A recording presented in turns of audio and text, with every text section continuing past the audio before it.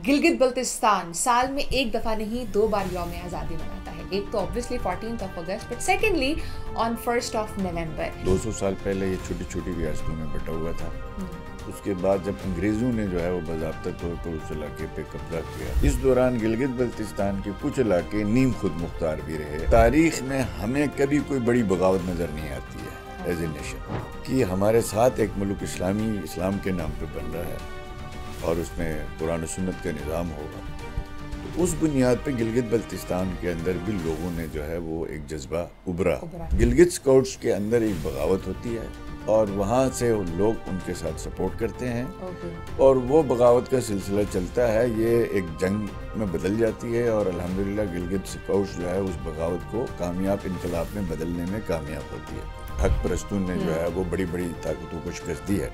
तो यकीनन वहाँ शहादतें भी हुई हैं, कुर्बानियाँ भी हुई हैं, लोगों ने बड़ी अजियतें भी उठाई हुई हैं। तो हम अपने खित्ते की किसी भी सूरत में बंटवारे के हामी नहीं हैं।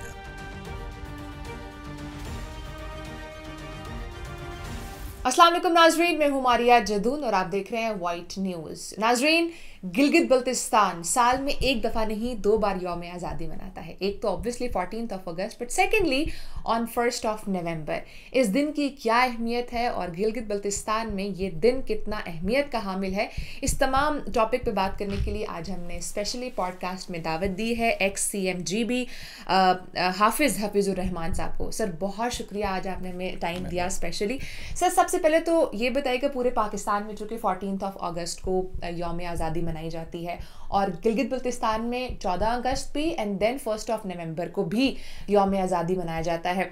ज़रा इसकी डिटेल बताइएगा कि 1 नवंबर की क्या अहमियत है इस डे की, एंड ये कितना इंपॉर्टेंट है GB के लोगों के लिए। जी, बिस्मिल्लाहिर्रहमानिर्रहीम। आपका शुक्रिया, वाइट न्यूज़ का भी शुक्रिया। मैं समझता हूँ कि सबसे पहले गिलगित बल्तिस्तान के अवाम जो गिलगित बल्तिस्तान में है, दुनिया भर में है, वो जो हमें सुन रहे हैं, उनको जश्न आज़ादी की मुबारक हो। और ये 78वां जश्न आज़ादी है गिलगित बल्तिस्तान का। और जहाँ तक बात है कि 2 जश्न आज़ादियाँ जो है वो वहाँ की कौम जो है मना रही है, गिलगित बल्तिस्तान तारीख़ी तौर पे एक अवल तो बहुत ही मुनक़सिम इलाका था। अगर आप से 200 साल पहले चले जाएँ तो 200 साल पहले ये छोटी छोटी रियासतों में बटा हुआ था। उसके बाद जब अंग्रेज़ों ने जो है वो बाज़ाब्ता तौर पर उस इलाके पे कब्ज़ा किया, उसकी नज़र थी रशिया की सोवियत यूनियन के ऊपर, ताकि ये इलाके सोवियत यूनियन के करीब पड़ते हैं, सेंट्रल एशिया के। और उसके बाद उन्होंने तकरीबन 1847 में ये इलाके जो है वो डोगरों के साथ उनका मुआहदा होता है और ये डोगरों को दे देते हैं लीज़ पे। तो ये तकरीबन 1847 से 1947 के दरमियान तक ये इलाके डोगरा राज के अंडर में रहे। इस दौरान गिलगित बल्तिस्तान के कुछ इलाके नीम खुद मुख्तार भी रहे, अमलन डोगरों का इख्तियार नहीं रहा, जैसे हुंजा, नगर, गिजर, दियामर वगैरह। ये जो डिस्ट्रिक्ट्स हैं हमारे, जो आज हमारी तहसीलें हैं, कुछ डिस्ट्रिक्ट्स हैं, तो ये बिल्कुल इनके अपने रूलर्स थे। और बाकी गिलगित, स्कर्दू यानी बल्तिस्तान डिवीज़न पूरा और अस्तोर, ये इलाके थे जहाँ पे डोगरों ने बराह रास्त जो है वह हुकूमत की और ये 100 साल रही है। अब देखें, इन 100 सालों में तारीख में हमें कभी कोई बड़ी बगावत नज़र नहीं आती है एज ए नेशन। जाके ये 47 में शुरू होती है ये बगावत। ये क्यों होती है? उस वक़्त सोशल मीडिया भी नहीं था, उस वक़्त कोई अखबार भी प्रिंट नहीं होती थी, उस वक़्त सिर्फ एक रेडियो था और या जो तिजारती काफ़िले थे वो ख़बरें लेके आते थे। हमारे लोग तिजारत करते थे श्रीनगर के थ्रू, गिलगित से जो है वो श्रीनगर का। तो ख़बरें आनी शुरू हो गई कि पाकिस्तान के नाम पे एक मुल्क मारज़ वजूद में आ रहा है। अच्छा। और कलमे की बुनियाद पे मारज़ वजूद में आ रहा है और 2 कौमी नज़रिए की बुनियाद पे मारज़ वजूद में आ रहा है। और ये ख़बरें जब पहुंची हैं वहाँ पे, तो लोगों को ये ख़बरों ने स्ट्राइक किया कि हमारे साथ एक मुल्क इस्लाम के नाम पे बन रहा है और उसमें कुरान और सुन्नत का निज़ाम होगा। तो उस बुनियाद पे गिलगित बल्तिस्तान के अंदर भी लोगों ने जो है वो एक जज्बा उभरा। अब हिस्ट्री है कि मैं जिस पार्टी से ताल्लुक़ रखता हूँ, मुस्लिम लीग नून से, लेकिन वहाँ मुस्लिम लीग ने ही पाकिस्तान बनाया ना। लेकिन गिलगित बल्तिस्तान की आज़ादी में हम कभी ये दावा नहीं कर सकते कि कायद आज़म रहमतुल्लाह अलैह ने किसी मुस्लिम लीगी लीडर को वहाँ भेजाओ कि जाओ उनकी तहरीक आज़ादी में कोई जाके हिस्सा ले लो या कोई लीडरशिप फराहम करो। नहीं, ऐसा नहीं है। वहाँ पे हमारी एक फौजी बगावत हुई جو ہماری گلگت اسکاؤٹس تھی اس وقت، جو ڈوگروں کی بنائی ہوئی تھی، انگریزوں کے سلسلے سے چل رہا تھا. ڈوگروں نے ایک جو تسلسل وہاں سے ایک ظلم ستم بھی تھا، اور اس وقت تک جو ہے وہ مذہبی طور پہ وہ آزادیاں بھی نہیں تھی، اور معاشی طور پہ بھی آپ کچھ غلامی محسوس کر رہے تھے. تو اس وقت گلگت اسکاؤٹس کے اندر ایک بغاوت ہوتی ہے، اور وہاں سے لوگ ان کے ساتھ سپورٹ کرتے ہیں، اور وہ بغاوت کا سلسلہ چلتا ہے، یہ ایک جنگ میں بدل جاتی ہے، اور الحمدللہ گلگت اسکاؤٹس جو ہے اس بغاوت کو کامیاب انقلاب میں بدلنے میں کامیاب ہوتی ہے. اس کے کچھ عرصے بعد یہ بلتستان کی جو آزادی ہوئی ہے، گلگت کی میں بات کی آپ کے ساتھ، بلتستان میں ایک بڑی جنگ لڑی گئی، اور وہاں جو راجے تھے انجن وغیرہ، انہوں نے اپنی مدد آپ جو ہے ایک بڑی جنگ لڑی، اور بلتستان نے بھی آزادی حاصل کی. اور یہ علاقہ پھر بعد میں ناردرن گلگت بلتستان کہلایا. اور ہمارے جو اس وقت کے جو انڈیپینڈنٹ اسٹیٹس تھی، جیسے ہنزا، نگر، گیزر اور اس طرح کی جو اسٹیٹس، جی ہاں، انہوں نے سب سے پہلے تو آ کے حضرت قائد اعظم سے ملاقات کی، کہ انہوں نے کہا کہ ہمیں پاکستان میں باضابطہ طور پر شامل کریں. یہ ریکارڈ کا حصہ ہے آج بھی. بالکل. اور اس کے بعد چونکہ گلگت بلتستان مقبوضہ کشمیر جو تھا، جو ڈوگروں کی جو ریاست جموں کشمیر تھی، آزاد کشمیر، مقبوضہ کشمیر اور گلگت بلتستان، یہ سارا ملا کے ایک ہی تھا. تو اس کے بعد گلگت بلتستان کے لوگوں نے تو جو تحریک کا جذبہ جو آیا، وہ لا الہ الا اللہ، پاکستان کا مطلب کیا؟ لا الہ الا اللہ، وہاں سے آیا. بالکل. اور اسلام کی نقطہ نظر سے آیا، اور وہی جذبہ ہے. ورنہ 100 سال، میرا سوال یہ، بہت سے دوست ہمارے یہ بات ہماری نہیں مانتے، ہم ان سے سوال یہ پوچھتے ہیں کہ جو ڈوگروں نے 100 سال حکومت کی ہے گلگت بلتستان کے مختلف علاقوں میں، تو ان 100 سالوں میں کوئی بغاوت ریکارڈ پہ نہیں ہے. اس سے پہلے 100 سال انگریزوں نے کیے. اب جا کے پاکستان بننے کی تحریک کے ساتھ ہی گلگت بلتستان میں بھی یہ ابھار آیا. تو مطلب یہ کہ وہ اسلامی جذبے کے تحت اور ملی جذبے کے تحت پاکستان سے الحاق کے لیے ہی انہوں نے کیا. اب آگے اس میں ایک چیز بھی واضح کیجیے گا کہ گلگت بلتستان میں مہاراجہ کشمیر کی حکومت کن علاقوں میں تھی اور کن علاقوں میں نہیں تھی؟ دیکھیں، اس میں پہلے ہی اپنی گفتگو میں کچھ عرض کر چکا ہوں کہ گلگت بلتستان اس وقت 10 اضلاع پہ مشتمل ہے، جو پاکستان کے گورننس آرڈر کے مطابق جو 10 اضلاع ہیں، جس میں آپ کا اگر میں نام لے لوں، گلگت ڈسٹرکٹ ہے، دیامر ڈسٹرکٹ ہے، استور ڈسٹرکٹ ہے، سکردو ہے، گھانچے ہے ڈسٹرکٹ ہے، شگر ڈسٹرکٹ ہے، کھپلو ڈسٹرکٹ ہے، ہنزا ہے، نگر ہے اور گزر ہے. اب یہ جو 10 اضلاع پہ مشتمل 28,000 مربع میل کا یہ علاقہ ہے، یہ کے پی کے رقبے سے 10% کم ہے. یعنی پورا جو آپ کا کے پی کا رقبہ ہے نا، اس سے یہ 10 سے 15% کم یہ پورا گلگت بلتستان رقبے کے لحاظ سے ہے. اور انہوں نے جو اپنی شمولیت کے حوالے سے جو بات کی، وہ بھی میں نے آپ سے عرض کیا. اب یہاں پہ مسئلہ یہ آیا کہ ریاست جموں و کشمیر کا مقدمہ چلا گیا یونائٹڈ نیشن میں، جب دونوں ملکوں میں جنگ چھڑ گئی پہلی. اس جنگ کے نتیجے کو رکوانے کے لیے نہرو چلا گیا یونائٹڈ نیشن میں کہ ان علاقوں میں رائے شماری ہونی چاہیے. ریاست جموں و کشمیر میں ہم اس میں پلیبیسائٹ کی حمایت کرتے ہیں. یو این نے وہ ریزولوشن پاس کیا. گلگت بلتستان کو بھی ریاست جموں و کشمیر کا حصہ تسلیم کیا پاکستان نے یو این کی ریزولوشن کے مطابق. وہ کیوں کیا؟ وہ اس لیے کہ وہاں رائے شماری کی بات ہو رہی تھی، تو اندازہ لگایا جا رہا تھا اس وقت کی جو بھی لیڈرشپ تھی، مطلب 2-4 مہینوں میں رائے شماری ہو جائے گی. تو ہمارے علاقے میں 100% مسلم آبادی تھی. جموں کا جو ہندو ووٹر ہے اس کو کاؤنٹر کرنے کے لیے گلگت بلتستان کو بھی مسئلہ کشمیر کا حصہ بنا دیا گیا، تاکہ جب بھی رائے شماری ہو تو اس ووٹر کو یہ کاؤنٹر کر سکے، 100% مسلم ووٹ جو پاکستان کو پڑنے تھے. تو بدقسمتی سے وہ رائے شماری 70 سال گزر گئے. آج بھی گلگت بلتستان کے لوگ جو ہے وہ 2 آزادیاں منا رہے ہیں، اور ان کی آزادی 2 بنانے کی مین وجہ تو ایک تو یہی ہے کہ ہم نے اپنی سٹرگل سے، اپنی جدوجہد سے اس علاقے کو آزاد کرایا. 100% لوگوں کی خواہش تھی پاکستان میں شامل ہونا. پاکستان کی ریاست کی یہ مجبوری یہ آ گئی کہ اگر آپ اس کو شامل کرتے تو آپ مسئلہ کشمیر سے دستبردار ہو جاتے. مہاراجہ کشمیر کو تو انڈیا کی بھی بیکنگ تھی، آبویسلی برٹشرز کی بھی بیکنگ تھی. کتنا ڈیفیکلٹ تھا اس ٹائم پر ان کے خلاف بغاوت کرنا؟ دیکھیں جب جذبے ہوں اور آپ کی منزل کا تعین آپ نے کر لیا ہو تو پھر اس کے بعد بے سر و سامانی میں بھی دنیا میں تاریخ بھری پڑی ہوئی ہے کہ حق پرستوں نے جو ہے وہ بڑی بڑی طاقتوں کو شکست دی ہے. تو الحمدللہ اس وقت چونکہ یہ بھی حقیقت ہے کہ اس وقت ان کو بھی کہیں سے مدد نہیں آ سکتی تھی، اس لیے کہ وہاں پہ کوئی طیارے نہیں لائے جا سکتے تھے. جو بچی کھچی فوج وہاں پہ ان کی تھی، پوری عوام ان سے منتفر تھی نا. یہ نہیں تھا کہ کوئی ان کے حق میں ہوتا. تو جو مین فورس تھی وہاں پہ لا اینڈ آرڈر کو سنبھالنے کے لیے وہ گلگت اسکاؤٹس تھی. بالکل. تو گلگت اسکاؤٹس نے خود بغاوت کر لی تھی، تو پوری پبلک جو ہے وہ گلگت اسکاؤٹس کے ساتھ کھڑی تھی.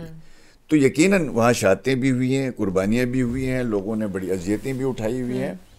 اور آج اس علاقے میں سے جو چند علاقے ایسے ہیں جو ریاست جموں کشمیر کے اس طرح UNCIP ریزولوشن کا حصہ نہیں ہے، جس میں ہنزا ہے، نگر ہے، گزر اور دیامر ڈسٹرکٹ ہے. یہ UNCIP ریزولوشن ان علاقوں پہ لاگو نہیں ہوتا. لیکن مسئلہ یہ ہے کہ ایک ضلع کے بعد دوسرا ضلع ہے، ایک ضلع ریاست کا حصہ ہے، ایک ضلع جو ہے وہ آپ اس کو اگر پاکستان کی فیڈریشن کا حصہ بناتے ہیں تو گلگت بلتستان کا بٹوارہ ہو جاتا ہے. بالکل. تو ہم اپنے خطے کی کسی بھی صورت میں بٹوارے کے حامی نہیں ہیں. ہم گلگت بلتستان کے جو تشخص کے ساتھ ہی کوئی فیصلہ چاہتے ہیں. بالکل. تو اس لیے آج تک اس کا جو ہے تشنہ طلب رہا. ٹھیک ہے. اچھا، گلگت بلتستان کا پاکستان کے ساتھ الحاق کرنے کا جو فیصلہ تھا، آپ اس موو کو کیسے دیکھتے ہیں اسپیشلی پولیٹیکلی؟ میں سمجھتا ہوں ان کا وزڈم تھا اس وقت. دیکھیں آج ہمیں قریب ترین جو ملک پڑتا تھا وہ بھی ہے جس جذبے کے جس کی جذبے کی بنیاد پہ آزادی حاصل کی گئی، وہ بھی لا الہ الا اللہ. اور اس پہ اس وقت دیکھیں ان لوگوں کا پاکستان میں کتنا بڑا احسان ہے. آج آپ کا سی پیک ہے، آج آپ کے اسٹریٹجک جتنی بھی سپلائیز ہیں، آپ کی کتنا جغرافیکل اہم ہے. تو ان عظیم ہستیوں کو آج بھی ہمیں یاد کرنا چاہیے، ان کے آل اولاد کی رسپیکٹ ہونی چاہیے. اور اس کے ساتھ ساتھ اب آ کے میں سمجھتا ہوں کہ 47 سے لے کے آج تک ہاں ہم نے کچھ چیزیں لوز کی ہیں. اچھا. ٹھیک ہے. اور کچھ بہت زیادہ ہم نے گین کیا ہے الحمدللہ. ہمیں نہیں بھولنا چاہیے. It's a part of the game. ہاں اب لوز میں ہم سمجھتے ہیں کہ وہ مشینی دور کے ساتھ آپ کی کچھ اخلاقی چیزوں میں زوال آ جاتا ہے، جو روایات میں زوال آتا ہے. لیکن ترقی کے لحاظ سے آپ جب دیکھتے ہیں تو الحمدللہ جو سوشل اکنامک ڈیولپمنٹ اگر آپ دیکھتے ہیں تو ہمارے اپنے آباء و اجداد نے میٹرک کے لیے وہ سری نگر جاتے تھے. آج گلگت بلتستان میں یونیورسٹیاں ہیں. ٹھیک ہے جی. آج سے تقریباً 6 سال پہلے چلے جائیں تو 7 سال پہلے GB میں یونیورسٹی نہیں تھی. ہمارے بچے یہاں آتے تھے. آج وہاں پہ یونیورسٹیاں بھی قائم ہیں. اگر آج اس وقت ایک مڈل سکول پاکستان بننے سے پہلے بمشکل جو ہے ایک تھا، ہائی سکول نمبر 1 گلگت بنا تھا. وہ بھی کہتے ہیں، کچھ لوگ کہتے ہیں بنا تھا، کچھ کہتے ہیں بعد میں بنا. آج گلگت بلتستان میں 200 سے زیادہ ہائی سکول ہیں. ٹھیک ہے. آج آپ کی جو ہے وہ لٹریسی ریٹ پورے ملک سے بہت اچھا ہے. آج الحمدللہ اس خطے میں کینسر ہاسپٹل ہے، کارڈیالوجی ہاسپٹل ہے، آپ کی تمام تر وہ جو سہولتیں ہوتی ہیں وہ وہاں پہ دستیاب ہے. ہاں کچھ ہماری گورننس کی جو ہے وہ غلطیاں ہیں، جو صوبوں میں جو حکومتیں ہیں وہ فنڈز کا ضیاع ہے، غیر ضروری اخراجات ہیں. مثال کے طور پہ آج بجلی کا بڑا شدید ترین بحران آتا ہے اور اس کے پیچھے کئی عوامل ہے. آج کے یہ وقت اس کے لیے مناسب نہیں ہے، لیکن اس کے ساتھ ہم نے بہت چیزیں گین کی ہیں. مطلب آج ہمارا سفر، میرے والد محترم بتاتے تھے، ہم اسلام آباد سے گلگت آتے تھے یا گلگت سے پنڈی جاتے تھے تو ہمارا 1 مہینے کا سفر ہوتا تھا. یہ شاہراہ قراقرم بننے سے پہلے. جب شاہراہ قراقرم بنتی ہے تو ہمارا یہ سفر 1 دن کا ہو گیا.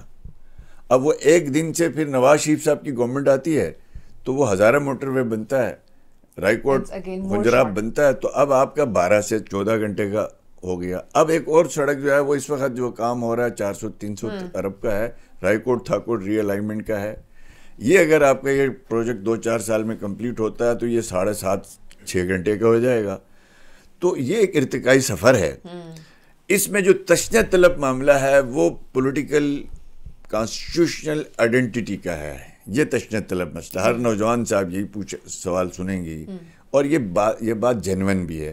ریاست کی مجبوری یہ ہے کہ گلگت بلتستان کو اگر آپ ایسا کوئی پولیٹیکل سیٹ اپ دیتے ہیں جو پاکستان کے باقی شہریوں کے پاس ہے تو آپ پھر مسئلہ کشمیر سے دستبردار ہوتے ہیں. بالکل. اگر آپ نہیں دیتے ہیں تو گلگت بلتستان کی عوام جو ہے صرف سوشل ڈیوو کہتے ہیں، یہ تو انگریز بھی کام کر سکتی تھی اب تک رہتی. تو سڑک بنانا, اسکول بنانا, انفراسٹرکچر بنانا. اینڈ آئی تھنک جب بھی کسی جگہ کی ڈیولپمنٹ کی بات آتی ہے, اس کی پروگرس کی بات آتی ہے, تو سب سے پہلے اس کا انفراسٹرکچر ہی بہتر کیا جاتا ہے. دیٹس دا, کہیں پر پیس لانا ہو, اس کی پہلا اسٹیپ انفراسٹرکچر کی بہتری ہوتی ہے. گلگت بلتستان کی پاکستان کے لیے اور پاکستان کی گلگت بلتستان کے لیے کیا اہمیت آپ سمجھتے ہیں؟ دیکھیں, دونوں پاکستان اور گلگت بلتستان تو اس وقت دونوں آپس میں اتنے لازم ملزوم ہو چکے ہیں. حضرت قائد اعظم نے کہا تھا نا کہ کشمیر شہرک پاکستان کی. اس کشمیر کے بارے میں نہیں کہا تھا مقبوضہ کشمیر. اس وقت کشمیر سے مراد قائد اعظم کے ذہن میں گلگت بلتستان پورا تھا. آپ دیکھ لیں کہ یہ جو مقبوضہ کشمیر ہے, ہمارا آزاد کشمیر ہے, اس سے آپ کے صرف 2 دریا آتے ہیں, ٹھیک ہے جی, اور اس کے علاوہ آپ کو انڈیا کے ساتھ ہی معاملہ ہے. گلگت بلتستان آپ کو لنک کر دیتا ہے انڈیا کے ساتھ بھی, چین کے ساتھ بھی, سینٹرل ایشین اسٹیٹس کے ساتھ بھی, اور افغانستان کے ساتھ بھی. اس کی اسٹریٹجک لوکیشن دیکھیں. پاکستان میں 1300 بڑے گلیشیئرز ہیں, اس میں سے 1100 گلیشیئر جو ہے وہ گلگت بلتستان میں, اور دنیا میں 14 بڑے پیکس جو ہے نا, اس میں سے 8 پوری دنیا کے بڑے پیکس جو ہے وہ آپ کے اس خطے میں موجود ہے. پھر اس خطے میں جو ہے وہ انڈس وہی سے نکلتا ہے مین, ٹھیک ہے, مین سورس جو ہے وہ انڈس کا وہ اسی گلگت بلتستان سے ہے. بالکل. تو اب آپ دیکھ لیں کہ جس خطے کی اتنی بڑی جغرافیکل اہمیت ہو تو پاکستان کے لیے اس کی اہمیت بہت زیادہ ہے, بالکل ہے. ہمارے لیے اتنی اہمیت ہے کہ الحمدللہ یہ ایک مسلمان ملک ہے, اسلامی ملک ہے. ہمیں شکایتیں بھی ہیں اپنی حکمرانوں سے, لیکن کسی کو ریاست سے جو ہے وہ کوئی مسئلہ نہیں ہے. چونکہ آپ نے گلگت بلتستان کی خوبصورتی کی بات کی تو میرے مائنڈ میں ٹورزم کے حوالے سے سوال بھی آ گیا ہے. اینڈ میرا بہت دل کرتا ہے کہ میں بھی جاؤں اور وہاں پر گھوموں بھی, لیکن گلگت بلتستان میں ٹورزم کو لے کے کتنا پوٹینشیل ہے, اور کون سے ایسے شعبے ہیں, کون سی ایسی چیزیں ہیں جو آپ کو لگتا ہے کہ اگر ان میں امپروومنٹ لائی جائے تو پاکستان اور بھی دونوں کو بینیفٹ دے گی؟ دیکھیں, بھی آپ کے پاس ایک ایسا خطہ ہے چونکہ آپ کا جو انٹرنیشنل ٹورسٹ جو ہے اس کی اٹریکشن آپ کی بھی میں ہے. بالکل, ٹھیک ہے. دنیا میں گرین علاقے بھی بہت ہیں, دنیا میں گلیشیئرز بھی بہت ہیں, دنیا میں بڑی بلڈنگیں اور ریل انڈر گراؤنڈ ٹرام ساری موجود ہیں. گلگت بلتستان میں آپ کو 4 جو ہے وہ آپ کو 4 چیزیں ملتی ہیں. آپ کو ایکو ٹوریزم ہے, کلچر ٹوریزم ہے, آپ کو ایڈونچر ٹوریزم ہے. یعنی یہ ساری چیزیں آپ کو صحرا بھی مل رہا ہے, آپ کو پہاڑ بھی مل رہے ہیں, آپ کو گلیشیئر بھی مل رہا ہے, آپ کو ندی نالے بھی مل رہے ہیں, آپ کو کالے پہاڑ بھی مل رہے ہیں, آپ کو رنگین پہاڑ بھی مل رہے ہیں. یعنی آپ کو یونیک, رنگ برنگے. تو اب اس اعتبار سے دنیا کے جو ٹوریزم کے لیے سب سے زیادہ اہمیت ہے گلگت بلتستان کی. اس سیکٹر کو اگر آپ بہتر کرتے ہیں تو میں خود فیڈرل میں 2 کمیٹیوں کا ممبر ہوں. پرائم منسٹر شہباز شریف صاحب نے کمیٹیاں بنائی ہوئی ہیں. اگر آپ آرام سے پاکستان میں 24 کروڑ کی ہماری آبادی ہے, اتنے خوبصورت آپ کے پاس علاقے ہیں, ہمارا پوٹینشیل بنتا ہے کم سے کم 8 کروڑ فارن ٹورسٹ کا, پاکستان کا اوور آل دیکھ لیں تو آپ کے پاس بمشکل پچھلے سال جو آیا 2 ملین فارن ٹورسٹ آیا, ٹھیک ہے. اگر آپ اس کو لے جاتے ہیں 100 ملین ٹورسٹ پہ یا 50 ملین ٹورسٹ پہ تو آپ کا ریمیٹنس پتہ کتنا ہوگا؟ وہ تقریباً آپ کے پاس 8 سے 10 بلین ڈالر آئے گا, جو آپ اپٹما کو تمام جو ہے وہ فیسلٹیز دینے کے باوجود بھی نہیں کما پا رہے. بالکل. اب اس سیکٹر کے حوالے سے آپ کی جو ٹوریزم ہے اس سے آپ 2 کام کرتے ہیں, 3 کام کرتے ہیں بلکہ. ایک, آپ ریمیٹنس کماتے ہیں, دوسرا آپ کی سافٹ امیج بلڈ ہوتا ہے, جو آ کے دیکھتا ہے وہ بیان کرتا ہے نا. میں جا کے پاکستان میں کہوں گا یہ تو کوئی نہیں مانے گا. اب آ کے آپ دیکھتے ہیں جو ایشوز ہیں گلگت بلتستان میں, ہم نے اپنے دور میں 2 بڑے ایشوز ریزالو کیے تھے, تیسرے پہ ہم چل رہے تھے. اس کے بعد پی ٹی آئی سرکار آ گئی, انہوں نے جو ہے بیڑا غرق کر دیا نظام کا. مطلب انفراسٹرکچر روڈ چاہیے, وہ الحمدللہ نواز شریف صاحب کو اللہ پاک جزائے خیر دے. آج شہباز شریف صاحب بھی اس شعبے میں کام کر رہے ہیں. آپ اس وقت نلتر ہو ایکسپریس وے ہو, گلگت شندور ایکسپریس وے ہو, کراکرم ہائی وے ہو, استور کی سڑکیں, ایک یہ تو اس پہ تو کام 90% ہو چکا ہے, 10% چل رہا ہے. دوسرا جو ہے آپ کو چاہیے, آپ کو پیس, لا اینڈ آرڈر مینٹین ہو. ہم نے اپنے پورے 5 سال میں گلوبل پیس انڈیکس کے مطابق گلگت بلتستان پورے ایشیا میں پیسفل ایریا تھا. گزشتہ 5 سال میں بیڈ گورننس کی وجہ سے اس خطے کے اندر جو ہے لا اینڈ آرڈر کے بڑے سیریس مسائل بھی ہیں, لیکن الحمدللہ اسٹل فیل بھی ٹھیک ہے. اب تیسرا جو سب سے بڑا مسئلہ ہے انرجی کے, جو ہے وہ ماحول دوست انرجی. اب 22 گھنٹے کی لوڈ شیڈنگ ہو تو آپ ڈیزل جنریٹر چلائیں تو ماحول تباہ کر دیتا ہے, اور وہ افورڈ بھی نہیں کر سکتا ہر بندہ. اور آپ کی گرمیوں میں 12 گھنٹے کی, سردیوں میں 28 گھنٹے 22 گھنٹے کی. مین ایشو اب یہ ہے الیکٹریسٹی کا ہے, ٹھیک ہے. ایک ہوٹل اتنے بن گئے ہیں کہ بیک وقت اس وقت اگر 40,000 ٹورسٹ بیک وقت آ جائے ایک دن میں تو ان کو 4 اسٹار 3 اسٹار ان کو جو ہے وہ سہولت مل سکتی ہے. اب پرابلم یہ آیا کہ انرجی کی جو منصوبے ہیں ہمارے, جو نیشنل گرڈ سے ہم منسلک نہیں ہیں جی بی سے. اب دیامیر بادشاہ ڈیم بن رہا ہے, گلگت بلتستان کے عوام کی پاکستان سے یہی توقع ہے کہ اس پروجیکٹ کے ذریعے ہم نیشنل گرڈ سے لنک ہو جائیں گے تو وہ 40,000 میگا واٹ کے جو پوٹینشیل جی بی میں اس کو ہارویسٹ کرنے کا موقع ملے گا اور ہمارے اپنے بھی ایشوز حل ہوں گے. اور اس کے ساتھ ساتھ تیسرے نمبر پہ جو ہے یہ جو ہم نے ویزا رجیم ہے, ہمارے پاس دنیا میں جتنے ایمبیسڈرز ہیں وہ ہاتھ پہ ہاتھ دھر کے خالی بیٹھے ہوئے ہیں. میں نے بار بار یہ بھی گزارش کی, آپ کے تھرو بھی میں گزارش کرتا ہوں, آپ ان ایمبیسڈرز کو ٹاسک دے دیں کہ وہ 1000 ٹورسٹ ہر مہینے کے نکالیں اپنے ملک سے. اب ہم دنیا میں جاتے ہیں تو پتہ چلتا ہے سب سے مشکل ویزا پاکستان کا. اب آپ مجھے بتائیں کہ وہ ٹورسٹ کو اگر آپ, کچھ ملک تو ہمارے ایسے اینمی ہیں ان کو تو آپ سختی کر لیں, کچھ ملکوں کے ساتھ آپ کا کوئی کنفلکٹ نہیں ہے تو آپ ان کو الاؤ کر لیں کہ وہی ان کے ویزا کے جو پروسیس آسان کر دیں. پھر ایئر لائن کا آتا ہے تیسرا. اس وقت گلگت سے اسکردو جو ہے, جب سے اسکردو انٹرنیشنل ایئرپورٹ بنا وہاں رن وے ٹھیک ہوا ہے, بوئنگ سروس وہاں شروع ہوئی ہے, جیٹ سروس وہاں شروع ہوئی ہے, جس کے بعد آپ کو میرے خیال 1000 ہوٹل بن گئے وہاں پہ. گلگت کا مسئلہ یہ ہے, گلگت میں صرف ایک جہاز ہے ATR اس وقت, اور پاکستان میں PIA کے پاس ایک ہی رہ گیا. وہ ہفتے میں 2 دن بمشکل, اس میں 50. ابھی میں کل آیا ویدر کی وجہ سے وہ بھی نہیں چلتا, کبھی وہ پرابلم. کل میں آیا ہوں, اس جہاز میں 90% جو ہے وہ کورین, ملیشین اور آپ کی تھائی کے لوگ تھے. ہم 2 بندے لوکل تھے اس میں, اور وہ کہہ رہے تھے ہم 1 ہفتے سے پھنسے ہوئے تھے. یعنی ہمیں گلگت کے اندر ایک ایئرپورٹ آل ویدر جس کی فیزیبلٹیز بنی ہیں, دوسرا یہ اگر وہ نہیں بنتی ہیں تو کم سے کم ATR طرز کے 5-6 جہاز PIA فوری طور پر لیز پہ لے لیں, انفراسٹرکچر کو بہتر کریں, چیزوں کو بہتر کریں. سر ہماری طرف سے اور وائٹ نیوز کی طرف سے آپ کو یوم آزادی ایک بار پھر سے مبارک ہو. بہت شکریہ آج آپ نے ٹائم دیا. ناظرین انشاءاللہ آپ سے اگلی پوڈ کاسٹ میں ملاقات ہوگی, تب تک کے لیے اپنا بہت سارا خیال رکھیے. اللہ حافظ.